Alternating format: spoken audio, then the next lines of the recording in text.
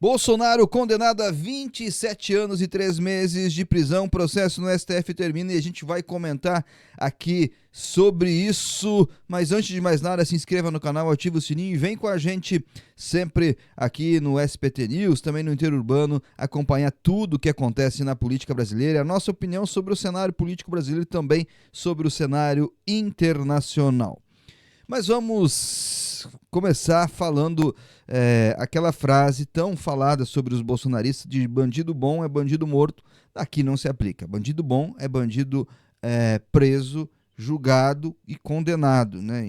Enfim, e não é motivo de alegria a prisão de Jair Messias Bolsonaro de maneira alguma. Um ex-presidente, alguém que tem um apelo popular tão grande, quando condenado pela justiça, de certa forma, mostra que alguma coisa de muito errado aconteceu nos últimos anos. E Bolsonaro foi meio que o protagonista disso tudo. E que sirva-se, antes de mais nada, antes de qualquer coisa, esse processo todo para o bolsonarismo se olhar e entender, por mais absurdo que tenham algumas posições, elas precisam todas se enquadrar no campo da democracia e, a partir da democracia, ter os debates e ter tudo isso.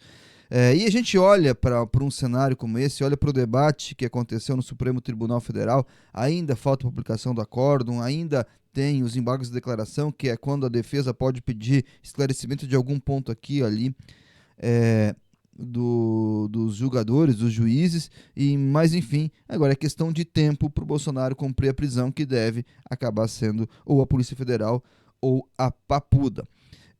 Mas quando acontece um processo desse, envolvendo tanta gente ligada ao mais alto poder do Estado, a gente precisa refletir muito, não só olhar com olhos de condenação, mas refletir muito por que coisas assim acontecem, e nós precisamos, enquanto sociedade, independente da posição política, independente se é de esquerda, direita, se é bolsonarista, se é lulopetista, qualquer coisa, precisa olhar e refletir sobre todo esse processo, para que a gente possa sair desse processo muito fortalecidos, muito melhor, não com mais ódio, apontando o dedo, olha só, Bolsonaro fez isso, aquilo, fulano de tal. Cara, isso não interessa.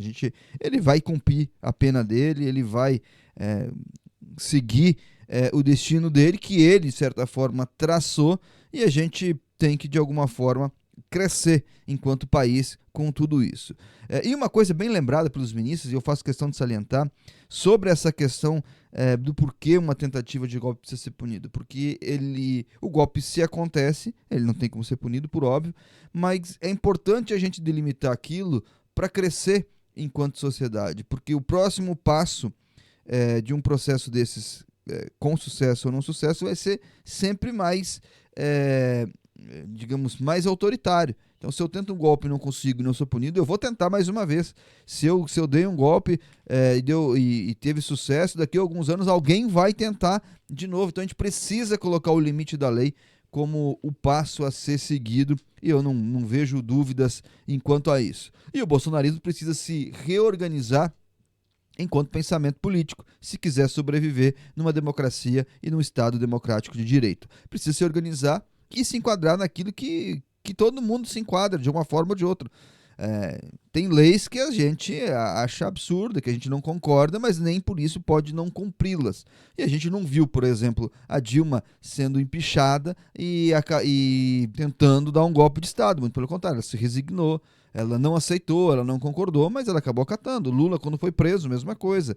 Ele se indignou, protestou, enfim, usou seus meios, mas ele não tentou dar golpe de Estado. Bolsonaro acabou sofrendo uma derrota e acabou se indignando. E acho que cabe muito uma reflexão. Acho que Bolsonaro foi muito mais ingênuo de qualquer outra coisa. Ingênuo do ponto, e eu não quero tirar o peso da condenação dele, de achar que um presidente da República tem um poder soberano. E de fato não tem. Entre a divisão dos três poderes propostas por Montesquieu, existe um equilíbrio dos poderes. O judiciário, ele é um poder que é chamado por exemplo, a intervir quando o Congresso Nacional se exacerba. É chamado a intervir de alguma forma quando alguém tenta sair fora das leis. Como o Congresso Nacional é quem pode, de alguma forma, regular um presidente quando o presidente começa também a se exacerbar. E se o Congresso não fizer, evidente que o Supremo Tribunal e o Poder Judiciário vai fazer essa questão. E não é os generais, e não é os quartéis, e não é as Forças Armadas que regulam um sistema de Estado democrático de direito. Não é. As Forças Armadas têm um papel de proteção única e exclusivamente proteção do território nacional. Quem faz a regulação são os poderes civis baseados nas leis que são elaboradas. Se tem uma lei que não é boa ou a gente não concorda, a gente precisa fazer uma pressão no Congresso Nacional para que ela seja alterada e para que se ajuste o curso de uma sociedade. Para terminar aqui, para não ficar longo, eu quero falar das penas, né? Porque Jair Bolsonaro foi condenado a 27 anos e 3 meses de prisão. Braga Neto, a segunda maior pena, a 26 anos e 6 meses, né, de prisão. Anderson Torres e Almir Garnier, o almirante da Marinha, foi condenado a 24 anos de prisão. Augusto Heleno, general 4 estrelas, a 21 anos de prisão. Paulo Sérgio Nogueira, que foi ministro da Defesa, a 19 anos de prisão, e Alexandre Ramagem a 16 anos de prisão, até porque alguns crimes aí ele não poderia ser imputado.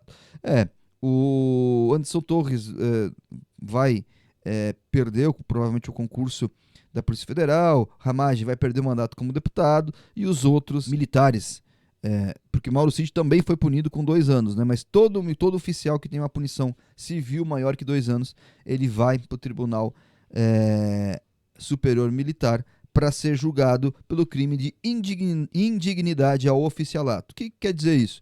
Se você tem uma punição civil, você é julgado lá e muito possivelmente vão perder a patente, vão perder a função militar no Superior Tribunal Militar. Isso deve acontecer nos próximos dias. Certo? E aí, o que você achou da prisão de Bolsonaro? Deixa o seu comentário aqui, concorde, não concorde. Seu comentário é sempre bem-vindo, claro que sempre com muito respeito. Claro, uma piadinha aqui, uma brincadeirinha ali, a gente até releva. Mas se inscreve no canal, ativa o sininho e vem com a gente para mais conteúdos como esse. Abraço, até mais, fui!